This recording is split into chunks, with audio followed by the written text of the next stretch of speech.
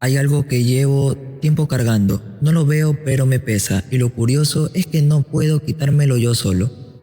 Hoy te voy a mostrar exactamente qué cosas solo el Espíritu Santo puede arrancar de tu interior y por qué tú ni siquiera sabes que están ahí.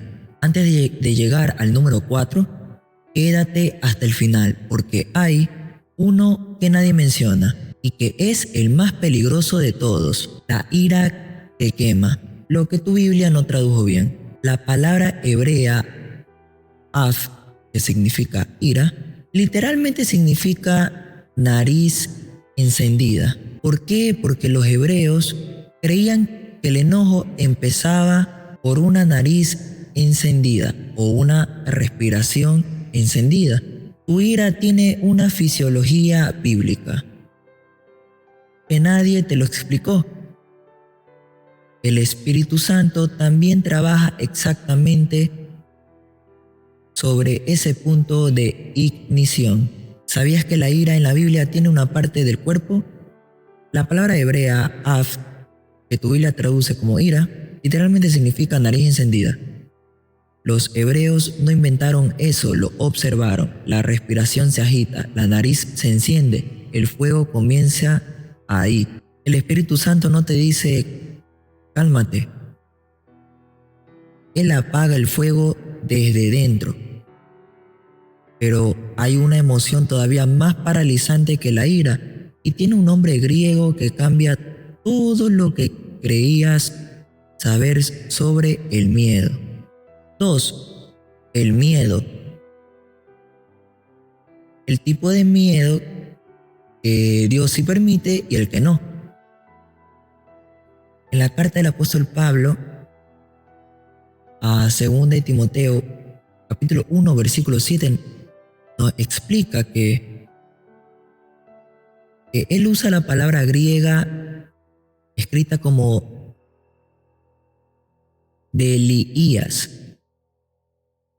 Traducido significa cobardía, que es distinta al temor reverente. Hay un miedo que Dios se aprueba y uno que bloquea tu vida. La mayoría vive con el tipo de miedo equivocado sin saberlo. En 2 de Timoteo 1:7 dice que Dios no nos dio espíritu de cobardía. La palabra griega ahí es de Elías y es diferente al miedo que sientes ante un peligro real. Este miedo específico es el que paraliza tu llamado, tus decisiones y tu fe. La mayoría de personas vive con de Elías sin saber que tiene nombre. El Espíritu te da poder, amor, dominio propio.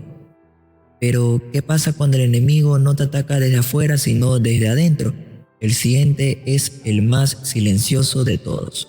3. Los pensamientos. Los pensamientos que Jesucristo llamó los diálogos internos. En el Evangelio según San Marcos, capítulo 7, versículo 23, se usa el término o la palabra dialogismoi, la misma palabra griega de diálogo. Tus malos pensamientos no son ataques externos, son conversaciones que tienes contigo mismo. Eso cambia completamente cómo el Espíritu Santo nos trata. Bueno, en Marcos 7:21 se usa la palabra dialogismoi, que traducido puede ser diálogos internos. Jesús no llamó a los malos pensamientos ataque, los llamó conversaciones. Eso significa que hay una parte de ti que está de acuerdo con ellos y ahí es donde actúa el Espíritu Santo. Si este video te está llegando, hay muchas personas como aquellos que están en pantalla que ya están recibiendo este tipo de contenido cada semana. Suscríbete ahora para que no se te escape el próximo. Hay uno que va a cambiar, como ves, tu vida de oración por completo. 4. La mentira, la contaminación invisible. Quiero preguntarte algo incómodo. ¿Alguna vez has mentido para proteger? ¿Para proteger a alguien? ¿Para evitar un conflicto? Bueno, yo sí. Y durante mucho tiempo creí que mientras no dañara a nadie, Esa mentira era inofensiva. Hoy sé que estaba equivocado. La carta del apóstol Pablo a los Efesios 4:25 dice: desechando la mentira, hablad verdad. La palabra griega que el apóstol Pablo usa ahí es pseudos, que no significa solo decir algo falso, significa falsedad intencional, distorsión deliberada de la realidad. Y lo interesante es que en griego antiguo, pseudos no solo se aplicaba a las palabras, también a las creencias, a las ideas, a la forma en que te ves a ti mismo. Entonces la pregunta no es solo ¿le miento a otros? La pregunta profunda es ¿qué mentiras me estoy contando a mí mismo? Que no valgo, que no puedo cambiar, que Dios no me ve. Esas también son pseudos y contaminan todo lo que toca: tu fe, tus relaciones, tu identidad. El Espíritu Santo no puede operar libremente en un corazón que vive en distorsión. Por eso Él primero trabaja en los labios y luego trabaja en el corazón. Cuando el Espíritu Santo alinea tus palabras con la verdad, algo pasa adentro. Una especie de orden, un alivio. Pero hay algo más profundo que la mentira que pueda robarte, incluso ese alivio. Y tiene un nombre en el idioma original de Juan que va a cambiar la forma en que entiendes el gozo. 5. La tristeza, el gozo que nadie te explicó. Cuando digo la palabra tristeza, seguramente piensas en llorar, en días grises, en perder algo, pero hay un tipo de tristeza que no se ve desde afuera, una tristeza que funciona con una sonrisa puesta, una tristeza que va a la iglesia, levanta las manos en la alabanza y por dentro está agotada. ¿La conoces? En el Evangelio según San Juan 15:11 Jesús dice: estas cosas os he hablado para que mi gozo esté en vosotros. La palabra griega ahí es chará, y chará no es lo mismo que felicidad.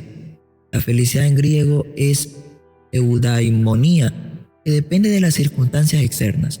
Chará es diferente, es un gozo que existe independientemente de lo que pasa afuera. Es como una corriente de agua subterránea, aunque la superficie esté seca, hay agua moviéndose por debajo. El Espíritu Santo no te pide que finjas que estás bien, no te dice deja de llorar. Lo que hace es algo más poderoso, convierte el lamento en alabanza, no te saca de tu dolor, te transforma dentro de él. El Salmo 30 lo dice así: convirtió mi lamento en baile.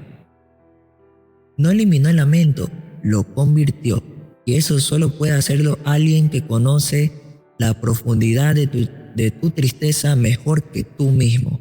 Y aquí es donde llegamos al más importante de todos, el que prometí al principio, el que nadie menciona porque es incómoda. No es una emoción, no es un pecado, es algo más fundamental que lo anterior y tiene que ver con la razón por la que el Espíritu Santo vino. Al inicio te pregunté si había algo oculto en ti que no podías ver. Ahora sé que sí lo hay en mí también. Y durante mucho tiempo busqué al Espíritu Santo para que me consolara, para sentirme mejor, para que los domingos en la iglesia fueran un momento de paz antes de volver a la semana difícil. Pero un día leí Zacarías 4:6 de una forma diferente, no con ejército ni con fuerza, sino con mi espíritu. Ese versículo se escribió en medio de una guerra. El pueblo de Israel estaba reconstruyendo el templo destruido. Tenían enemigos, tenían miedo. Y Dios no les mandó un ejército, les mandó su espíritu. Porque el Espíritu Santo no vino a consolarte mientras el templo sigue en ruinas. Vino a reconstruir el templo desde adentro. Ira, miedo, pensamientos, mentira, tristeza, cada una de estas cosas es un muro caído dentro del templo que eres tú. Y el Espíritu Santo tiene un mazo y tiene cemento, pero necesita algo de tu parte, que le abras la puerta. La pregunta que me hago a mí mismo y que te dejo hoy a ti. No es, ¿puede el Espíritu Santo transformarme? Esa respuesta ya lo sabemos. La pregunta es, ¿se lo estás permitiendo? Y aquí está lo que te prometí al inicio, lo que nadie te menciona. El Espíritu Santo no vino a consolarte, y eso lo dice en Zacarías 4:6. No con ejército, sino con espíritu. Y ese versículo se escribió en medio de una guerra. El Espíritu Santo es una fuerza de reconstrucción, no un bálsamo. La pregunta no es si puede transformarme, la pregunta es si lo estás permitiendo. Déjame tu respuesta en los comentarios y cuál de estos puntos es la que más necesitas soltar. Y si quieres seguir con el tema, el siguiente video que deberías ver es la que te señalo aquí ahora mismo. Dios te bendiga, hasta la próxima.